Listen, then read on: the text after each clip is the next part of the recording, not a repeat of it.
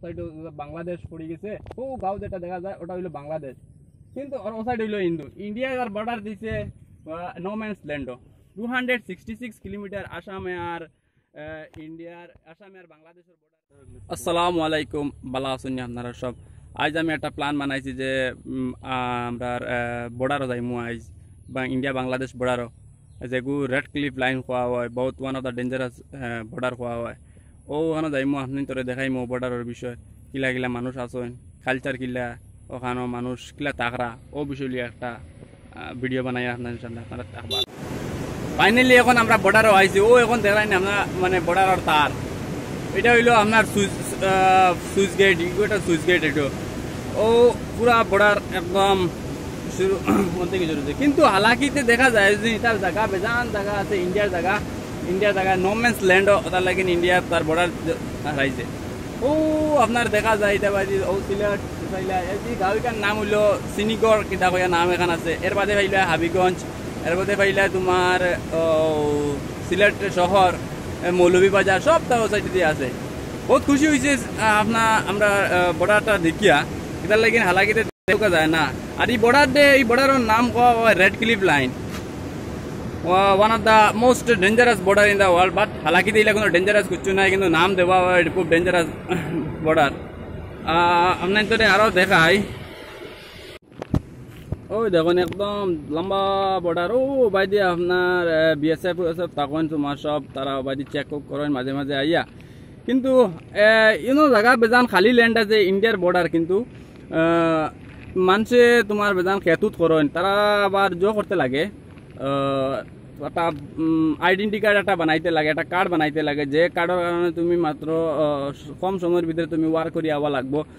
শুনছি যে তখন জানি 9টার সময় গিয়ে হামাইবে, আর তুমি বিকাল 4টার সময় বারো হয়ে যায়, এর মাঝখানে তুমি আর বারোইতে পারতে নাই।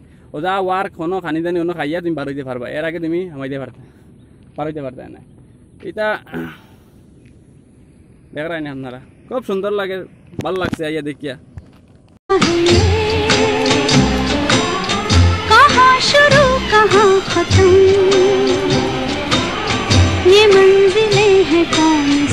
আমি ইন্ডিয়া বাংলাদেশ বর্ডার আইছি দেখার লাগি, আমার বাড়ি বেশ দূর নেই, অন্তিকিয়া 30 কিলোমিটার দূর হইব, কিন্তু আমার খুব ইচ্ছা ইন্ডিয়া বাংলাদেশ বর্ডার হয়তো। এই বর্ডার ডে নাম দেওয়া হয়েছে রেড ক্লিফ লাইন।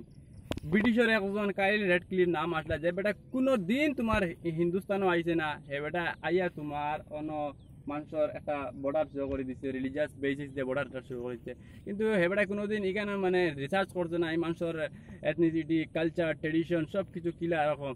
আমরা বেজান মানুষ, নিজের ভাষার মানুষ, নিজের কালচারের মানুষ, সোসাইটিতে বেজান আসেন, সোসাইটিতে বেজান আসেন, বেজান পপুলেশন আসেন। ও জায়গার নাম ও বর্ডার থেকে তোমার লইয়া সোসাইটি বাংলাদেশ পড়ে গেছে, ও গাঁও যেটা দেখা যায় ওটা হইলো বাংলাদেশ, কিন্তু ও সাইড হইলো ইন্ডিয়া আর বর্ডার দিছে নো ম্যানস ল্যান্ডও 266 কিলোমিটার আসামে আর বাংলাদেশের বর্ডারে তোমার 266 কিলোমিটার হয়। ও যেটা গেট দেখরা আপনারা বর্তমানে এই গেট দিয়া আমরা বেজান ল্যান্ড অনা পড়ি আছে, ইন্ডিয়ার বেজান ল্যান্ড মানুষের খেত কিছু করে।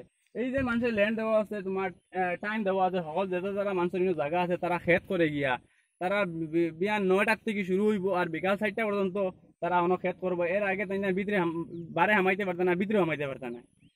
গেটের ওপেনিং টাইম আপনারা দেখরা, গেট ওপেনিং টাইম হইবে 7টা থেকে 9টা আওয়ার ফিরিয়া 11টা থেকে 13টা পর্যন্ত এগুলো জিএমটি টাইম তোমার। হ্যাঁ, আরো বেজান জিনিস আছে ইন্ডিয়া বাংলাদেশের মাঝে, বেজান ডিসপিউটেড আছে, যেমন ইন্ডিয়ার বেজান ল্যান্ড আছে বাংলাদেশের টেরিটরির ভিতরে, আর বাংলাদেশেরও বেশ জায়গা নাই, কিন্তু ইন্ডিয়া টেরিটরির ভিতরে জায়গা আছে, কিন্তু হালাকিতে আবো পর্যন্ত এগুন পিস রেজলিউশনও আবো আইছে না।